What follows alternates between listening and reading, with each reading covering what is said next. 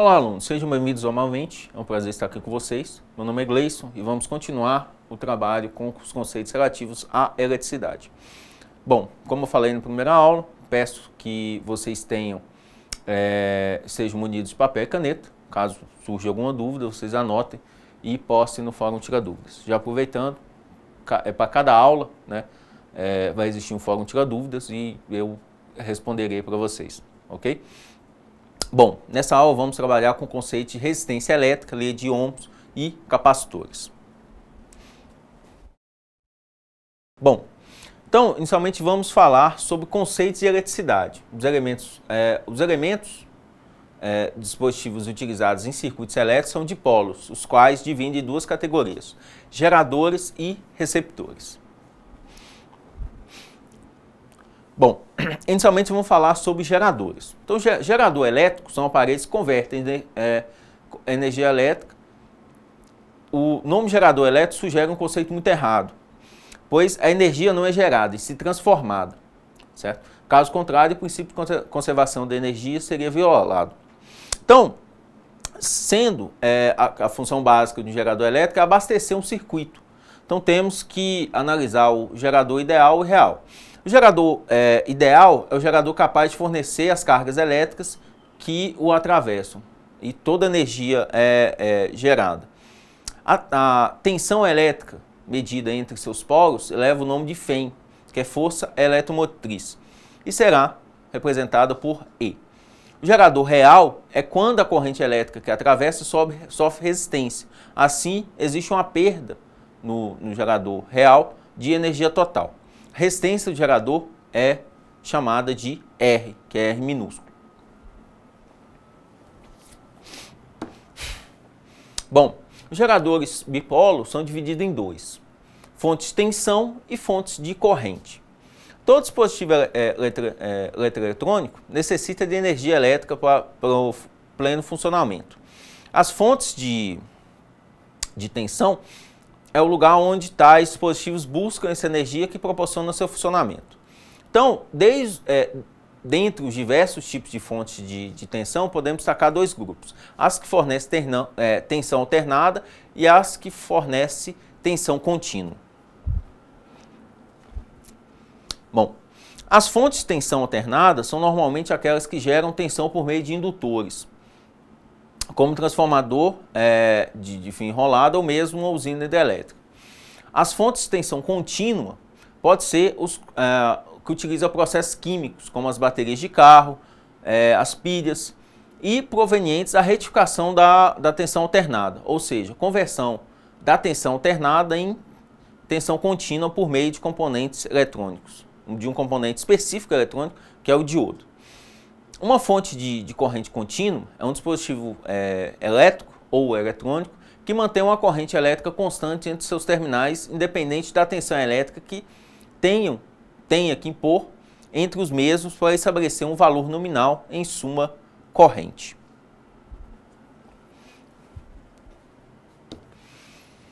Bom, agora vamos falar um pouquinho em relação a receptores elétricos. Então, receptor, pelo conceito, é qualquer dispositivo que transforma energia elétrica em energia não elétrica, que não seja somente energia térmica. Porque os dispositivos que transformam a energia elétrica totalmente em energia térmica são chamados resistores. Como exemplo, chuveiro das nossas casas é um tipo de resistor. Então, chama-se receptor a qualquer dispositivo que transforma energia elétrica em outro tipo qualquer de energia, contando que esse outro tipo não seja somente o calor. Chamamos polo positivo do receptor o polo do receptor por onde a corrente entra nele, e polo negativo o polo do receptor por onde a corrente sai. Observamos que essa nomenclatura é invertida em relação à nomenclatura mais usada, né, por geradores. Então, representamos um receptor também por dois traços paralelos de comprimento diferentes. Aqui consideramos que o traço maior represente o polo positivo. Vemos que, no que diz respeito à corrente, podemos pensar que um receptor como se fosse um gerador ligado com os polos trocados.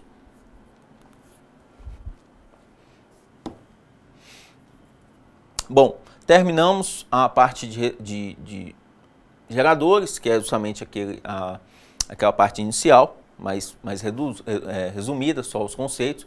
Agora nós vamos falar a associação de resistores.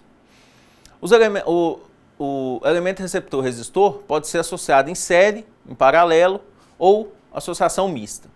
Série, os resistores estão ligados de forma que a corrente passa por eles,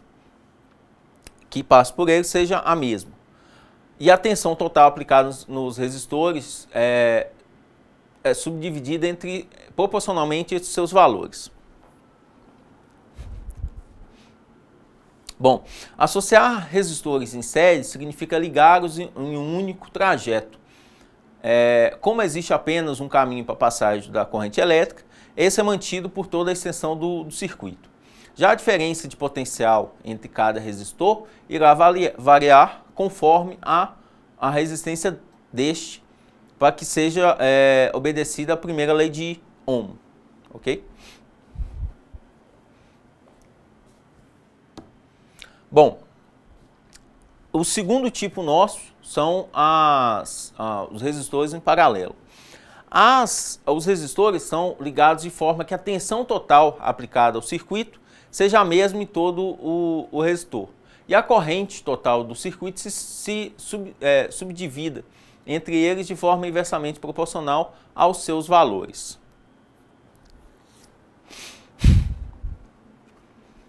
Bom, em uma associação paralelo de resistores, a tensão de todos os resistores é igual e a soma das correntes que atravessam os resistores é igual à resistência do resistor equivalente, o que nos resistores em série se somava as tensões. Agora se soma a intensidade, que é o valor de corrente. A resistência equivalente numa associação em paralelo sempre será menor que o resistor de menor resistência da associação.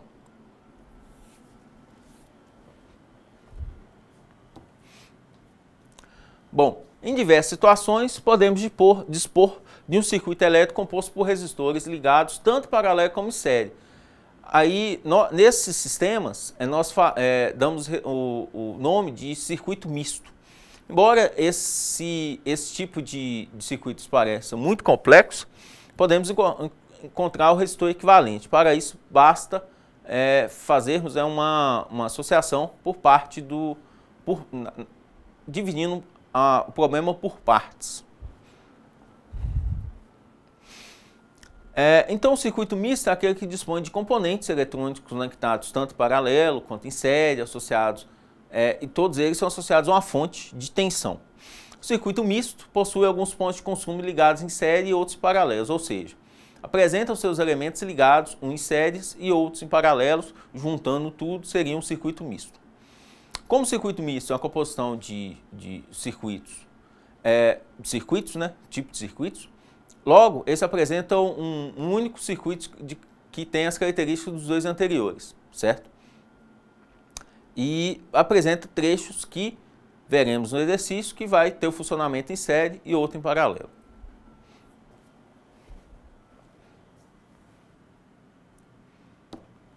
Bom, nesse ponto nós vamos falar um pouquinho em relação à lei de Ohm e à lei de Kirchhoff. A lei de Ohm, assim designada em homenagem ao formulador físico alemão Georg Simon Ohm, afirma que para um condutor mantido em temperatura constante, a razão entre a tensão entre dois pontos e a corrente é constante. Essa constante é denominada resistência elétrica. Bom, sem dúvida, a lei de Ohm é a lei mais importante sobre eletricidade. É inegável que é uma forma mais aplicada nos cálculos elétricos. A importância de compreender essa lei e compreender sua utilização é enorme e é base para quase todos os outros estudos e aplicação da eletricidade. George ligou uma fonte de tensão elétrica a um material e percebeu que circulou uma corrente elétrica por esse circuito. Em seguida, variou essa tensão e percebeu que a corrente variava também. Então, dessa forma, para cada tensão aplicada em uma corrente diferente, ela é registrada nas suas anotações. Estudando posteriormente as anotações, percebeu que as tensões e as correntes se relacionavam em uma razão constante. Para essa experiência, George, sempre que George dividia uma tensão para a respectiva corrente, encontrava sempre o mesmo valor. Esse valor, num constante, foi chamado por George de resistência elétrica. Então, a resistência elétrica é a oposição à passagem de corrente elétrica por um material. E ela é intrínseca em relação ao material. Então, cada material tem uma resistência equivalente.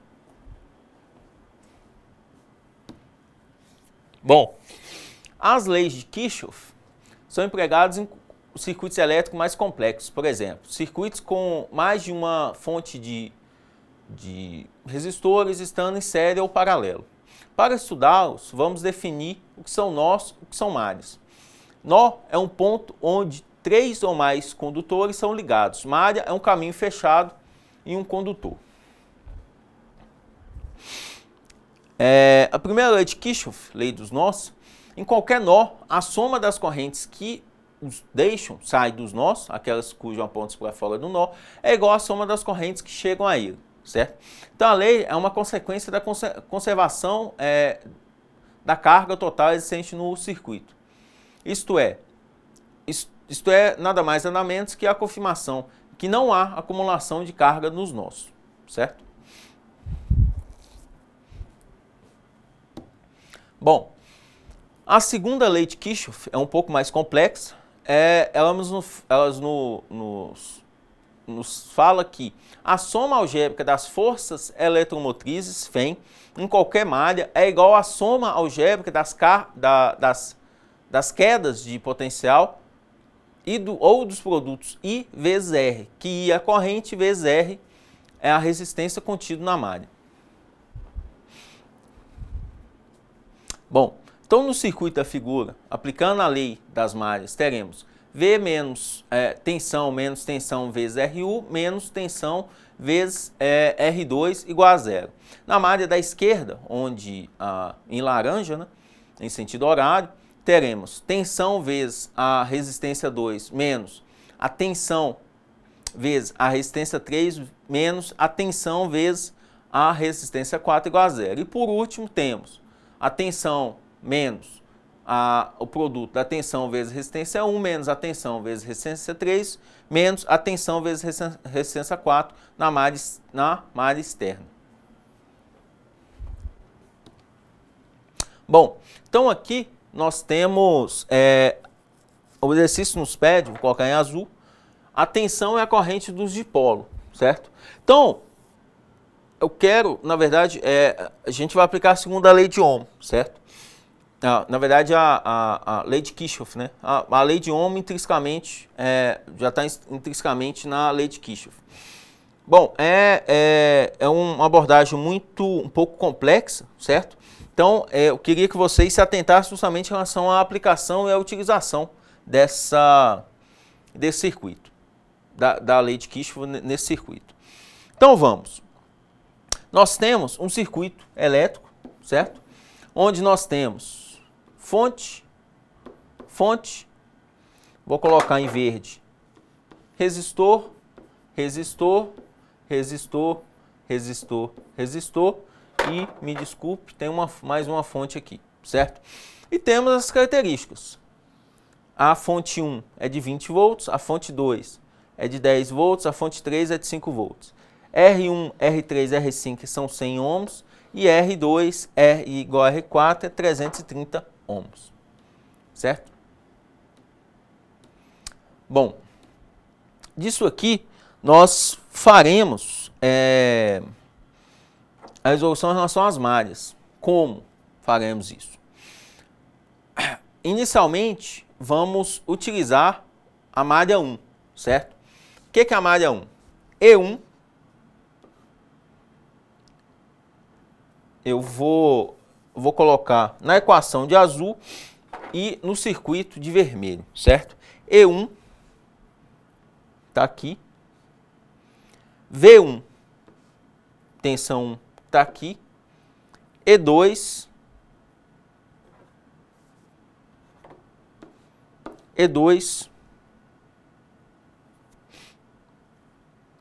que está aqui, menos V21 que está aqui, menos V22 que está aqui, menos V5 que está aqui.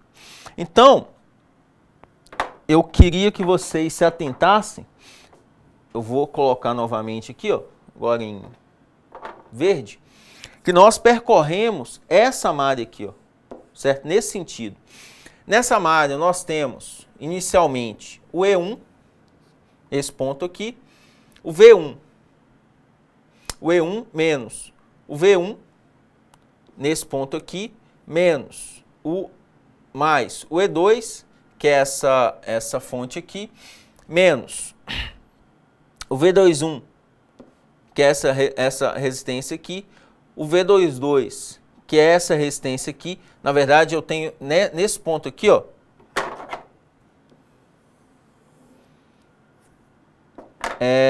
nesse ponto é azul, eu vou apagar, mas se até esse ponto é azul aqui, vou colocar só um ponto aqui. Nesse ponto aqui, nós temos o V21 e o V22, porque o V21 está dentro da malha 1, o V22 também faz parte da malha 1. Menos, em azul aqui, o V5 igual a zero. Então, percorremos, saindo de um ponto e voltando para ele mesmo, eu posso aplicar a lei de Kirchhoff, certo? Então, aqui é a equação completa, certo? Aplicando U igual a R vezes I, que é a primeira lei de Ohm. Tensão vezes resistência igual a corrente. Fazendo a substituição algébrica, nós temos essa equação aqui, ó, certo? Da malha 1.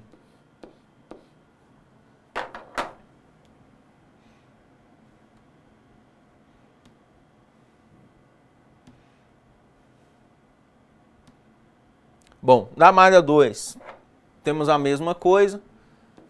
E2 menos V3, E2 menos V22 menos V21 menos V4 igual a zero. Fazendo a substituição, temos isso aqui. E fazendo a substituição numérica, temos esse resultado aqui, certo? Que nos dá essa fórmula, certo? Essa não fórmula, essa equação. Então, já temos duas equações, né? A equação 1 e a equação 2.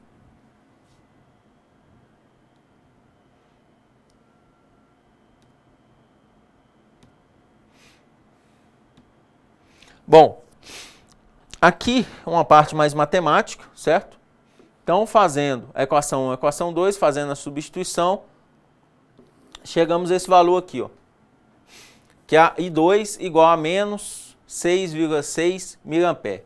Fazendo a substituição do I2 em qualquer uma das equações, eu peguei a segunda, certo? Vai nos dar esse resultado aqui, 60,73 mA. Então, o intuito justamente da aplicação das leis das malhas é justamente eu percorrer um sistema e nesse sistema ele me dá eu consegui calcular um sistema complexo, né, de uma certa quantidade de fontes, uma certa quantidade de resistências, e eu poder calcular justamente as correntes, o que foi feito aqui, certo? Então, achando as correntes, eu acho a queda de tensão em cada trecho. Então, aplicando, voltando, né, os valores, né? I1 igual a 60,73 mA e I2 menos 6,66 mA. Nós temos que o I1 ele é positivo e o I2 ele é negativo. O I2 sendo negativo, o sentido que eu adotei, que foi adotado inicialmente no sistema, ele está ao contrário. Na verdade, eu não tenho carga negativa. Todas as vezes que tiver uma associação relativa à carga negativa, nós temos uma variação em relação ao sentido. Então, se está no sentido, a partir do momento que ela é negativa, eu tenho que adotar o sentido oposto, certo? Então, dêem uma olhada em relação a esse exercício, certo? Assumo para vocês que é um exercício um pouco complexo, eu coloquei de propósito justamente para vocês revisarem algumas questões matemáticas, mas em relação a dúvidas, em relação a questionamentos, entrem em contato, eu ajudarei vocês justamente a tentar instigar, tentar desenvolver essa parte de aplicação da lei das malhas. Bom, agora, terminando essa parte de lei de Kirchhoff, né, aplicação de primeira lei de Ohm, lei de Kirchhoff, lei das malhas, nós vamos entrar em um sistema, em um componente muito importante, somente em sistemas elétricos de corrente contínua, que são os capacitores. Então, os capacitores são componentes largamente empregados dos circuitos eletrônicos. Eles podem cumprir funções tais como armazenamento de carga elétrica ou seleção de frequência em filtros para caixas acústicas. O capacitor é um componente capaz de armazenar cargas elétricas e ele se compõe basicamente de duas placas de material condutor denominadas armaduras. Essas placas são isoladas eletricamente entre si por um material isolante chamado dielétrico. Bom, em circuitos eletrônicos, como eu falei, amplamente utilizado, alguns componentes necessitam que haja alimentação e corrente contínua. Entretanto, a fonte está ligada à corrente alternada. A resolução desse problema um dos exemplos é a utilização de capacitor. Então, esse equipamento é capaz de armazenar energia potencial elétrica durante um intervalo de tempo. Ele é construído utilizando um campo elétrico uniforme. Então, o capacitor é composto por duas peças condutoras, chamadas armaduras, e um material isolante com propriedade específica chamada dielétrica. Para que haja um campo elétrico uniforme, é necessário que haja uma interação específica limitando os possíveis formatos geométricos de um capacitor. Ok? Bom, então quando ligamos a armadura a um capacitor, um gerador, uma bateria, por exemplo, a armadura ligada ao polo positivo da pilha descarrega positivamente, quando a outra, né, a armadura se carrega negativamente. A quantidade de carga armazenada na armadura positiva é a mesma da quantidade de carga da armadura negativa, diferindo apenas em relação à polaridade. Mesmo depois de retirarmos a bateria do circuito, o capacitor mantém suas armaduras com cargas elétricas. E essas apresentam a mesma diferença de potencial da bateria que foi conectada. Então dizemos que o capacitor está carregado. Bom, então significa que ao conectar o capacitor a uma fonte de corrente contínua, surge uma diferença de potencial entre as armaduras. A tensão presente nas armaduras do capacitor terá um valor tão próximo à tensão da fonte que, para efeito prático, pode ser considerado igual, certo?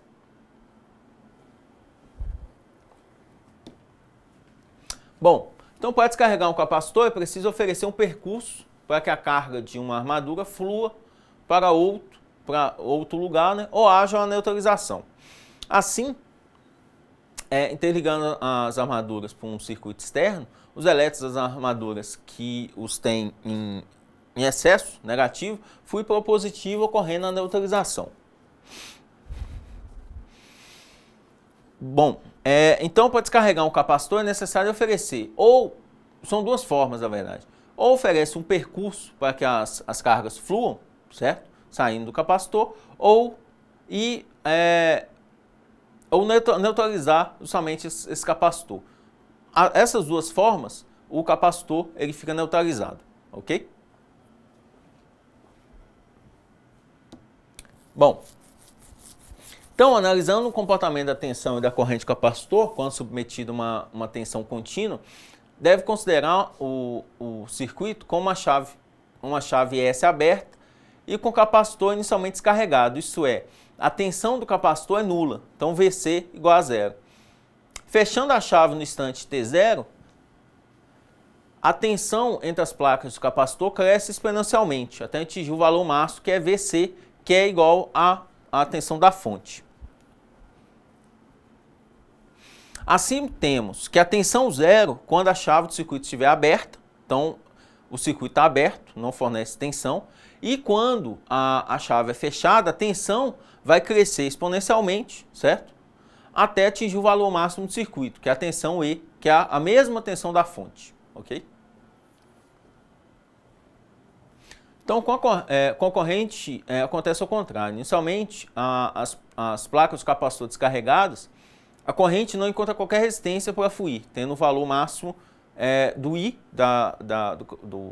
do capacitor igual ao I da fonte, caindo exponencialmente até cessar, que é o I igual a zero. O período entre o fechamento da chave e a estabilização da tensão é rápido, mas não instantâneo, sendo denominado transitório. Existe um período aí somente dessa estabilização. Do comportamento do capacitor pode-se concluir: quando o capacitor está totalmente descarregado, a fonte enxerga como curto-circuito. Por isso, o VC, que é a tensão do capacitor, é igual a zero, e o I é igual ao I da fonte. Conforme as placas se carregam e a tensão VC aumenta, a fonte enxerga o capacitor como se fosse uma resistência crescente, fazendo que a carga diminua. Então, quando o capacitor está totalmente carregado, a tensão entre as placas se iguala à fonte, então VC igual a E, que a enxerga como um circuito aberto. Por isso, I igual a zero. Bom, então aqui, só uma revisão, nós temos 3 gráficos, né? A partir do momento que eu tenho a fonte minha, ele tem esse valor, que é E, certo?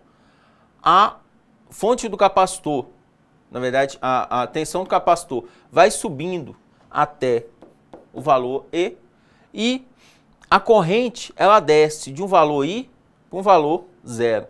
Então, o VC, o que é VC? VC, eu vou colocar em vermelho, VC é a tensão do capacitor, certo? A tensão do capacitor, inicialmente descarregada, ela vai aumentando até chegar nessa tensão E. O que é essa tensão E? Tensão E, a tensão da fonte, certo? E a corrente é o inverso. Inicialmente, a corrente, nós temos a corrente do capacitor igual à corrente da fonte, e a corrente vai diminuindo até chegar a zero, justamente por causa do equilíbrio que existe, certo? Então temos o VC, prestem atenção somente nessa parte. O VC, que é a tensão do capacitor, ela sai de zero até E, que é a tensão da fonte.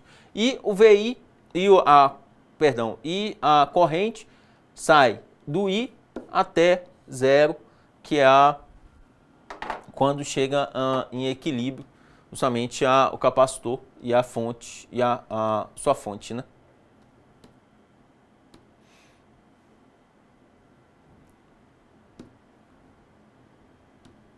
Bom, então a capacidade de armazenamento de carga de um capacitor depende de alguns fatores. A área da armadura, ou seja, quanto maior a área da armadura, maior é a capacidade de armazenamento do capacitor. A espessura do dielétrico, pois quanto mais fino o dielétrico, mais próximas estão as armaduras. O campo magnético formado entre essas duas armaduras é maior, e a capacidade de armazenamento também. Bom, a terceira, a natureza do dielétrico, ou seja, quanto maior a capacidade de isolação do dielétrico, maior a capacidade de armazenamento do capacitor. Essa capacidade do capacitor, né, de armazenar carga, é denominada capacitância, que é um dos fatores elétricos que identifica o capacitor. A unidade de medida de capacitância é Faraday, representada pela letra F. Então, capacitância é a capacidade de a grandeza elétrica de um capacitor, que é determinado pela quantidade de energia elétrica que pode ser armazenado em si por determinada tensão ou pela quantidade de corrente alternada que atravessa o capacitor numa determinada frequência. Sua unidade é dada em Faraday, o símbolo F, que é o valor que deixará passar uma corrente de 1 ampere quando a tensão estiver variando à razão de 1 volts por segundo. Então, além da capacitância, os capacitores têm outras características elétricas importantes, que é a tensão de trabalho, ou seja, a tensão máxima que o capacitor pode suportar entre as armaduras. A aplicação do capacitor de uma tensão superior à sua tensão máxima de trabalho provoca o rompimento do dielétrico que faz o capacitor entrar em curto ou estourar.